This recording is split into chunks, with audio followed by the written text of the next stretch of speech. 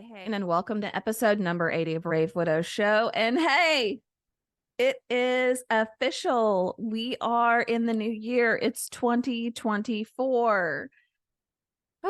That year as a child seemed so futuristic and crazy to think about. 2024, like, I just seemed impossible when we were, as my kids say, back in the 1900s, which makes me feel super old.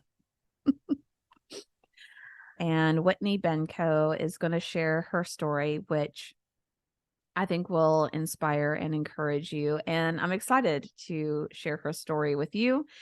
And I just want to remind you, this is the start of a new year. This is the start of a new chapter as part of your story. And this year is full of so much potential and possibility. And I hope that you grab a hold of this opportunity and help make this year the best year for you ever. Whether you are hurting and you're grieving and you're just trying to make it through the day without crying and you want to heal, or maybe you're kind of figuring out this new life and you're not sure what the future looks like, but your curiosity is piqued. You're interested. You want to know. Well, maybe this could be possible. I don't exactly know how, but maybe it is possible. Or maybe you are at that stage of widowhood where you are embracing gratitude, you're embracing hope, and you're filled with excitement, and you see possibility and potential everywhere. Like, regardless of what stage you're in, let's embrace this year and the opportunities it brings to get you closer to the place you want to be, to achieve the things that you believe is possible or you want to believe is possible. And there's no better way to do that than by joining us in the Brave Widow membership community. I have been so incredibly blessed and encouraged and inspired by the women who are part of this community and who celebrate each other and who share in sorrow together and who build dreams and new lives together. And I had a member tell me not too long ago that she used to hate the word widow. She used to not want that title at all and to think so poorly of it. And now she's so proud to say that she's a widow. Of course, not that she's happy that any of that has happened to her, but it means something now. It means that she's resilient and adaptable and she's overcome so much. And she's now able to embrace this new identity and embrace this journey as she moves forward. And that just made my heart so happy. And I resonated with it so much because I feel the same way. Like, I used to just really want to reject that label of being a widow. Like, widows were sad old ladies that were shut up in their house and were like 80 years old. But that's not the case.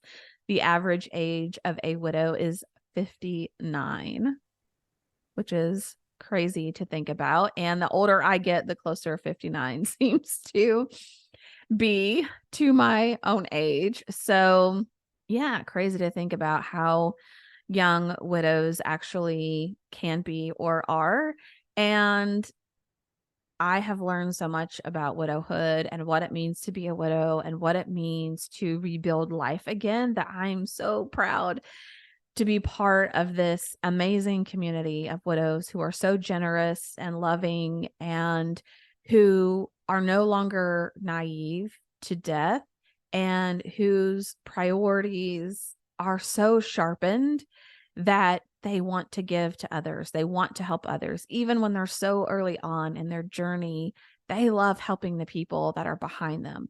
They love elevating and lifting up people who are below where they are to bring them up out of that muck and mire and pit of despair, as we sometimes call it. So I just really want to encourage you, now that we are in the new year, it's not too late. It's okay if you have no New Year's resolutions. I personally don't do New Year's resolution. That could be a whole nother podcast and probably will be by the time you hear this. But you should have goals that you're working towards. You should have dreams you're working towards. And even if you are in the earliest stages of being a widow and you're just trying to survive and make it through the day and you're trying not to drown, that's okay. You can have one tiny goal. You can have one thing that lifts your eyes up and helps you to move forward one step at a time. So, again, I would love to see you in the Brave Widow membership community. You can join us by going to bravewidow.com/join. I hope to see you there. Okay, let's dive in now to Whitney's story. Hey, welcome back to another episode of the Brave Widow Show. Today, I have a special guest with me, Whitney Benko, and I'm really excited for you to hear her story and her insights. So, Whitney, thank you so much for joining me on the show today, and welcome. Thank you. I'm excited to be here. Yeah, I'm excited to have you here too. So, I know our audience always loves to know a little bit about our guest speaker and your background and part of your story. So, if you wouldn't mind to share that, I know they would love to hear it. Yeah, absolutely. So I am a mom of four. My husband passed away in 2020 from alcoholism. We met back in 2014. We had two children together. I was pregnant when he passed away. I was 14 weeks pregnant with our second child, a little boy. So that was really difficult to be pregnant and have my husband pass away at the same time. But during our marriage, it was pretty good, except for anytime he would relapse, it would be pretty rocky during those couple weeks. But for the most part, we had a really good marriage and things were really good. He was a bass guitarist, so we had lots of music in the house. He was really great at playing guitar, bass and acoustic. So that was really fun. We just did a lot of music. We traveled a lot. He helped raise my other two boys who are older than our two young kids. So my oldest is 16. I have a 12-year-old, a 5-year-old, and a 3-year-old. So we basically started over once we got married. And we have a little girl and a little boy together. And in 2019, around December, he just decided that he had given up, and he just unfortunately had to leave the house because he had relapsed on alcohol for the last time. And unfortunately, he had to go to a hotel, and unfortunately within a month he had drank himself to death. So that was really, really difficult. So I was able, after he passed away, I was able to take a couple years off and just spend, that time with the kids, have the baby. So that was a really healing time period for us. So it was really nice to have that 2 years with my kids until I went back to work last July in 2022.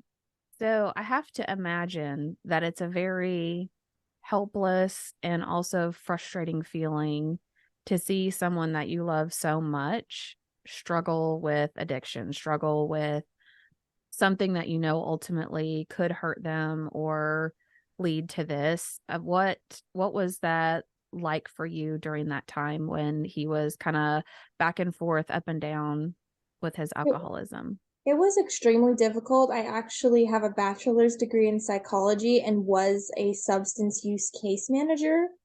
So, and I was that before we had met. So, being a case manager for substance use and then my husband being so deeply affected by it was extremely hard because I couldn't help him. There was no way to help him. And that's what I did all day at work, was help others.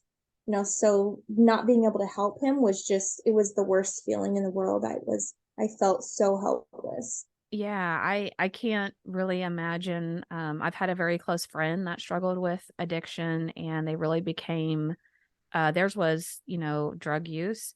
And I can't imagine what it's like to be that addicted to something that it causes you really to just become almost another person and do Mhm. things that you normally wouldn't do. But I know that for people to struggle with that, that it really has to be something just very overpowering. And one thing that I had to acknowledge is that I couldn't want to help that person more than they wanted it, Yeah. and it didn't matter what I would do for them until they were ready.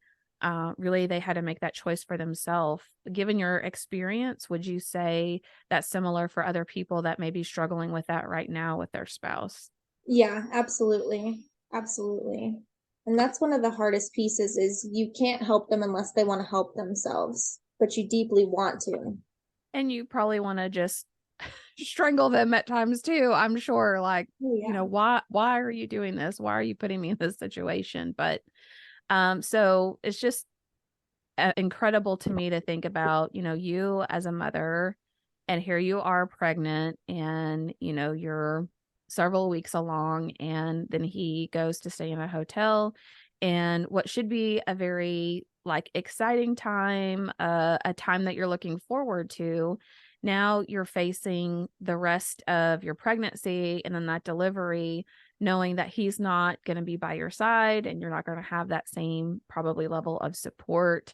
Mhm. How challenging, or what was your mindset, over those next several months as you moved through your pregnancy and you were trying to help support your kids and all of that? It was extremely hard. I actually almost lost the baby. Because those first few months you can't eat, you feel like you can't breathe, you can't function. And so I almost lost the baby because I was unable to eat. They were putting me in the hospital for the baby was failure to thrive. I wasn't gaining the weight I needed to gain. So it was all just really emotional. And leading up to the birth, I wasn't due for another week or two. And I came to the doctor and I said, "You have to get this baby out of me right now." My PTSD hit really hard, and I made them deliver the baby a week early because I was afraid that if the baby was born on the 6 month mark of his death, the baby would die. So it was extremely the labor and delivery was the hardest part because I had felt like he wasn't there, so it was just I need this baby out right now.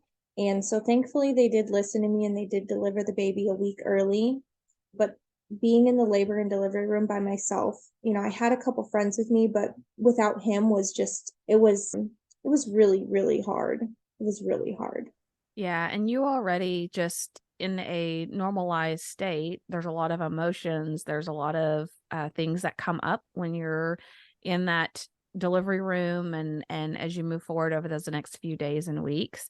I've interviewed some other mamas that have gone through a similar situation where they're carrying a baby to term while they've lost their spouse, and several of them express difficulty with being able to bond with the baby, to feel like they, are excited the baby's here, and they just share that it took them several months to really get to a point where they felt close to their child. Did you have any of those challenges or struggles?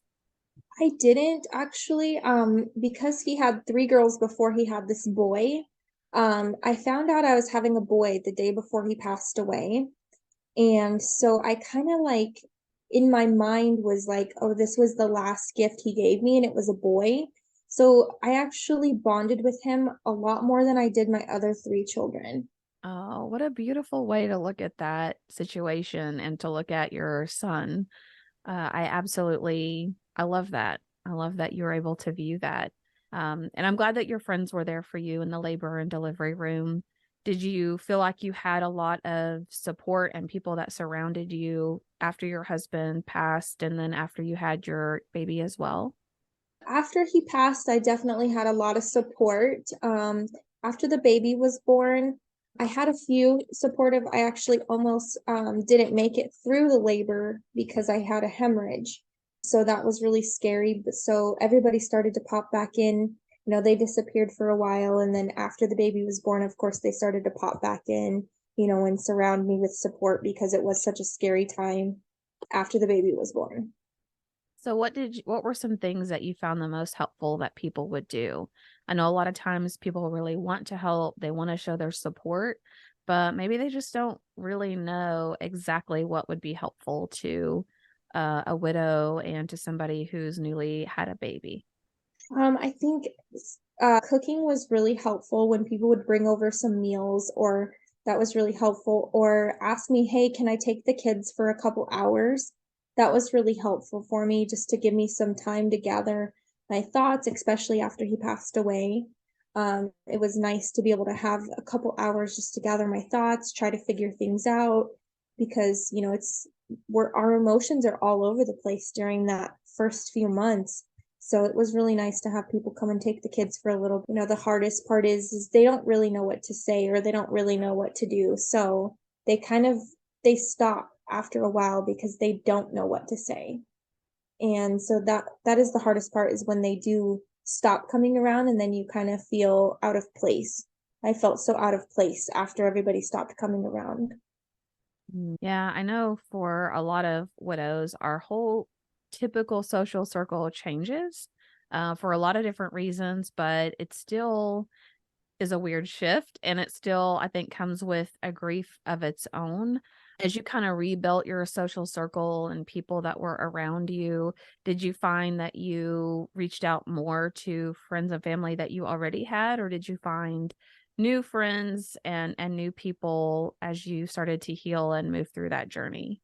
I found a few new, and then some others I had just reached out more to, some that were in the past that I had kind of stopped talking to. I had reached out a little bit more to them and we became close again. So it was kind of a mixture of both.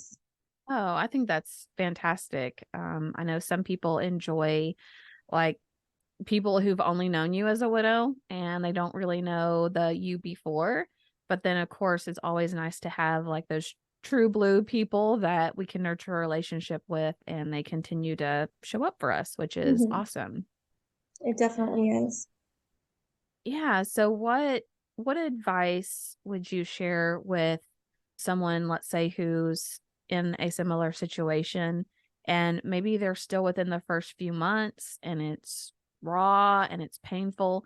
Maybe they have guilt about what happened with their spouse, or they feel like there's something they could have done differently, or they're just wrestling with all these emotions of things that are happening. What are maybe some words of encouragement or a bit of advice that you would share with those people? So I experienced the guilt and what I could have done so much better. So the biggest thing is, um, just to keep, everybody tells us to keep going, and I know that's so cliche, but it's the truth. We just have to keep going and allow yourself that time to grieve. Allow yourself that time to heal, because sometimes we move on too fast. We don't properly grieve. We get so endowed in raising our children and trying to do it all on our own, we forget about ourselves. So just a reminder, like, don't forget about you and your healing journey as well. Yeah, I love that. One of the best things that I think I learned through the grief recovery method, and there's a book out there if people are interested, is that there are so many different ways that we feel guilty about what did or didn't happen with our spouse, regardless of the situation. And guilt is really heavy because it implies that we did something wrong, or it implies that we had that malicious intent.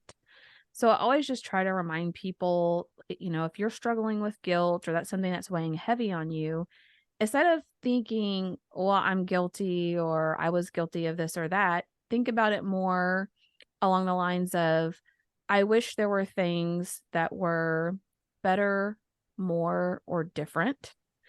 Because at the end of the day, that's really what it is. Like, you wish that there were different interactions that you had with your person, or maybe there was something you could do more, or there was better interaction, but there's nothing that you did as an individual to intentionally cause this to happen. So I just want to really encourage people that are hurting and wrestling with that guilt, that to reframe it and to release the guilt that weighs so heavy, and to look back and say, I wish things were different or better, but I'm not guilty because I didn't do anything with malicious intent or anything wrong. And I know for me, Mhm. that really helped me with all of the, I could have made this phone call. I could have called this doctor sooner. I could have intervened in another way. And I'm guessing you probably get to see that even in your work, when you're dealing with family members or friends of people that are struggling with this. Is Mhm. that a fair assumption? Yeah, yeah, it is. Yeah.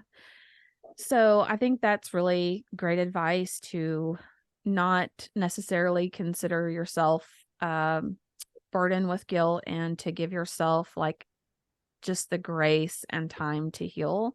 And I Mhm. love that you got to take time off with your family there, shortly after he passed. What do you feel like were some of the key things you guys did as a family as you are trying to heal and create your new normal? So, right before he passed away, or right after he passed away, COVID hit. So that was extremely hard. We couldn't get into therapy like I had wanted to because everything was closed down here where we are. So we just did a lot of self work. I tried to, work with the kids on processing grief, and we just did a lot of self work. We did a little bit of traveling just out into nature and kind of grounded ourselves a little bit. We did things together more rather than, my teenagers going out and doing their own thing. I kind of said, hey, this, we have to plan this time for all of us to be together. So I kind of just built more of a family unit than I had previously. So before, we had always, had dinner every night together, before my husband passed away, but it was more of, we're going to do these things together. So it was just more of building that new normal. However, you find your new normal, which takes years. It's 3 years later, and I'm still trying to find my new normal. But we just did a lot of self work. I had the kids working on in children's grief books. I, helped my daughter process because she was only 2 when he passed away, but she had remembered every little thing about her dad, and she still does. And so we, make sure that his memory stays alive, and just a lot of work with her on trying to process. So we're still working on it. It's still a work in progress, but we did a lot of self work back over the last 3 years. Oh, that's awesome. And I'm glad you shared some examples of like working through the books and really just talking a lot about it, because I think people would be really curious about, what are the things they can do on their own if they can't find a therapist or a coach, or, it's really just not a viable option for them. So I think working through those books is great. And I find also that a lot of widows choose to travel and to make new memories. And I found that was something really important for me too, is, get out to places that maybe you never been before. Go spend time outside, because the more new memories your brain makes, the less painful it is in existing in the old memories, because all of those places have the memory of that person there, but you start over time to make those new memories and even maybe some new traditions about how, you want to do things. Mhm. So, is there any advice or anything that you would share from your transition and your healing of, life is pointless, I'm depressed, my life feels like it's over, to, okay, I can start to see a glimmer of hope. I could start, maybe one day I can laugh again. Maybe one day I can still have a great future for myself. Any other key things that you can think of that help people kind of get through that transition to thinking about rebuilding a life for themselves in the future? I did a lot of reading. I did a lot of, there's a grief and trauma workbook I got from my work, but it's also on Amazon. And it was a complete workbook on how to, process. And then it also like showed you, how to find new things to do. And I wrote a lot. I wrote down whenever I was upset, about my husband. I wrote every day in a book to him. I still do, and that helped me process a lot. And whenever I would get angry and feel that way, like, life is pointless, I'm depressed, I don't want to go on, I would write him a letter. And I don't know, some way that made me feel a little bit better. just to be able to have my person to talk to about it, even though it was, communicating in a different way, it kind of just made me feel like I was connecting with him. And then I would feel better about life is pointless. I know he wouldn't want me to feel that way. I know that, this was never the plan that he had for us. So just remembering those things, and a lot of self work. It takes the work. You have to put in the work to process the grief. And even though that's not what we want to do in the beginning, it is really good for us to process the grief and work through it. It's never going to be, gone, but it can get a little bit better. Yeah, I completely agree. And I love that were proactive in your healing by looking for resources, by reading, by it's almost like journaling, as you're writing those letters and Mm-hmm. you're getting all of those feelings out. That's amazing. One thing I liked about the grief recovery method too is at the end of the 6 to 8 weeks, that's one of your exercises is in a very specific way to write a letter to your person. And just the way all of that was structured really helped me feel like all of those things that were left unsaid got said. Mm-hmm. Those unresolved loops, those open circles got closed, and I felt so much lighter and better. Yeah. And so, even to your point, as things come up where, maybe you're mad and you're frustrated, like, why did you do this to me? Or you're thinking about, I really wish you could be here to see, your son walk for the first time or say his first word, that you're able to sit down, write the letter, get all of those thoughts and emotions out there and probably feel a little bit better, a little bit lighter as you're going through that. I think that's awesome. Yeah, and that's exactly what it felt like, was lighter and better. And I wrote days when I was mad and there wasn't so many nice things in that letter. Or I wrote days, our son was born, he started walking, or special holidays. If the Bears won a football game, I wrote that down. Just things that he liked, I would write that down just so, if I needed to, I could go back and read it. I've chosen not to read any of it, but still just putting it down on paper did make me feel lighter. Yeah, that's awesome.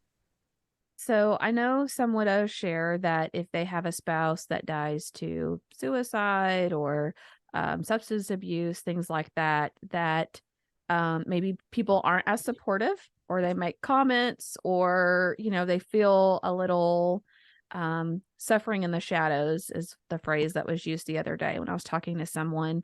Have you noticed or felt any of that as you've moved through the process of people maybe not being as sympathetic as normal because of the circumstances and how he died?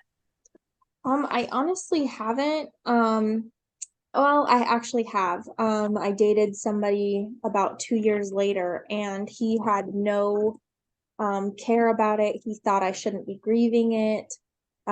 He made me feel like I shouldn't be grieving it. So I kind of just blocked everything out for a few months. So I have experienced that by somebody I was dating previously. But everybody else has been really supportive. And since I started working my job, I started back in behavioral health back in July of 2022. That is actually where I have healed the most, because I work with a directly with, I don't do substance abuse anymore, but I work directly with a substance abuse counselor. And she has shown me, so much more about addiction that I didn't know, and shown me, there is going to be a lot of people who don't believe that it's a problem. They don't believe it's an actual mental illness. So she's shown me a lot. So where I can tell those people that do say something, I can basically educate them in a nice way, so that way they don't upset me, because it is upsetting when somebody acts like your suffering isn't any loss at all, especially because of addiction. Yeah, I agree, and I think first of all, I'm glad you're no longer hopefully with that person, or maybe they've been educated and understand. But yeah, I mean, I talked to someone recently who she was feeling a certain way about her old boss actually that committed suicide, and she had her own opinions about it and what would make people do that. And, she didn't support it, and she was just struggling. And, my feedback and my response was, this isn't about that person, which seems weird to say because it's that person's funeral and it's that person's memories, and it's the ripple effect of everything that's happened because of them. But I said, now we need to focus on the people that are left behind in the wreckage, picking up the pieces. And it doesn't matter if they died to cancer, if they were in a car wreck, if they had the substance abuse. It doesn't matter. Pain is pain. And people need love and support and people to surround them to say, I know that you're hurting. I know that you need help, and I'm going to be here in the trenches with you. And it really helped that person, I think, change their perspective. I think sometimes people just focus on the wrong thing because it doesn't matter to me what the situation was. There's still going to be a lot of internal turmoil and pain of just losing your other half. I mean, you guys were together for a while. You had a very close relationship, and that's hurtful. Definitely. Yeah. Well, any final thoughts or words of encouragement, maybe for people who've been through a similar situation, or people that are struggling or just kind of coming out of the darkness and figuring out what their new normal is? Any final thoughts for those folks? Just a reminder that it's okay to not be okay. It's okay to give yourself the grace to grieve. It's okay to cry and scream, and it's okay to sometimes have no emotion at all. Just remember to give yourself that grace, to give yourself any grieving that you need. And it can take as long as you need to, and just to remember that it can take as long as you need it to. There's no time frame on grief. Yeah, absolutely. And time on its own doesn't necessarily heal the pain.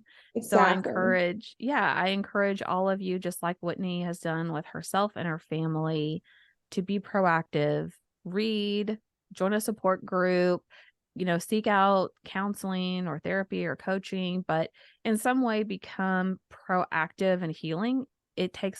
There is no timeline, you're absolutely right.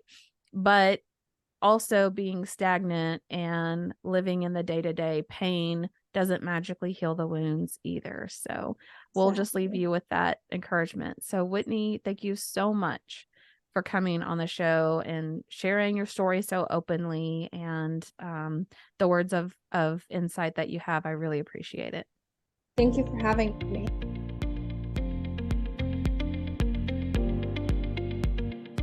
Hey guys, thank you so much for listening to the Brave Widow podcast. I would love to help you take your next step, whether that's healing your heart, finding hope, or achieving your dreams for the future. Do you need a safe space to connect with other like-minded widows?